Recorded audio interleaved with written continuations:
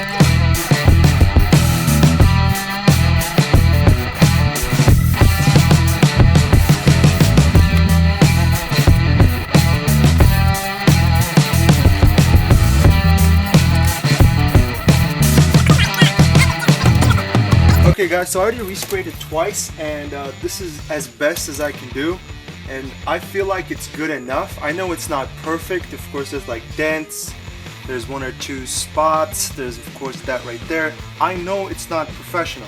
This is just the best I could do with the amount of time and with the amount of money that I have. This is a budget project, so I'm just trying to get the best. This whole set with the tires was $100 off a junkyard. So again, I just hope that you guys actually enjoy this video. I'm just doing this for you guys. I really enjoy doing this. I love doing this. I love doing this for you guys. I hope that you guys can learn something from this, and I hope I can teach you guys something. And you know, that's what I know. It sucks. I know it's not the best, but this is what I could do.